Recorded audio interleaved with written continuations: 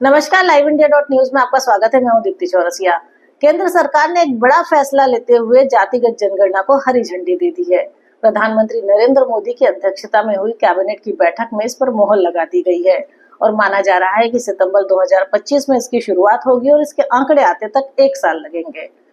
अब बिहार चुनाव के ठीक पहले सरकार का जातिगत जनगणना को हरी झंडी देना एक बड़ा राजनीतिक कदम माना जा रहा है, क्योंकि जो आरजेडी लालू प्रसाद यादव की पार्टी है, वो साथ ही जो कांग्रेस है जिसमें नेता प्रतिपक्ष राहुल गांधी लोकसभा के जो लगातार इस बात को बोलते रहे हैं कि जब कांग्रेस सरकार में आएगी तो जातिगत जनगणना कराएगी।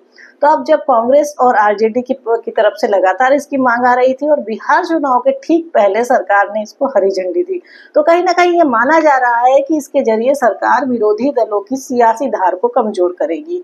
सरकार के इस फैसले पे अलग अलग प्रतिक्रिया आ रही है। हालांकि जो घटक दल है एनडीए के, चाहे उसमें चिराग पासवान की बात की जाए, जो लोक जनशक्ति पार्टी है उसकी बात की जाए, या फिर बात करी जाए जेडीयू की, तो ये सब इसे देश हित में बता रहे हैं। लेकिन जो विरोधी दल है जैसे कि कांग्रेस हुई, आरजेडी हुई, उनका ये मानना है कि ये उनकी पार्टी की जीत है, क्योंकि वो लगातार मांग कर रहे थे और सरकार ने कदम उठाया।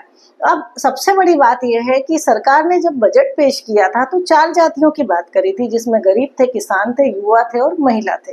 लेकिन उसके बाद सरकार ने अचानक जातिगत जनगणना को हरी झंडी दी। बहुत सीधी सी बात है कि एक तो सरकार ने विरोधियों के हाथ से, विपक्षी दलों के हाथ से एक बड़ा मुद्दा छीन लिया।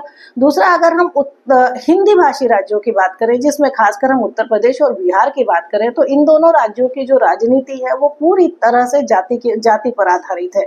तो जब जातिगत जनगणना के बाद, और इस बीच जो है 2026 में सरकार को परिसीमन भी कराना है और परिसीमन के बाद इसमें महिला आरक्षण भी लागू होगा, और तब तक जो ये पूरे आंकड़े जातियों के सामने आएंगे, तो ये तो तय है कि विरोधियों के, विपक्षी दलों के हाथ से एक मुद्दा गया। लेकिन जब ये आंकड़े सामने आएंगे तो कहीं ना कहीं ये आंकड़े बीजेपी को सोशल इंजीनियरिंग में कई गुना ज्यादा फायदा देंगे।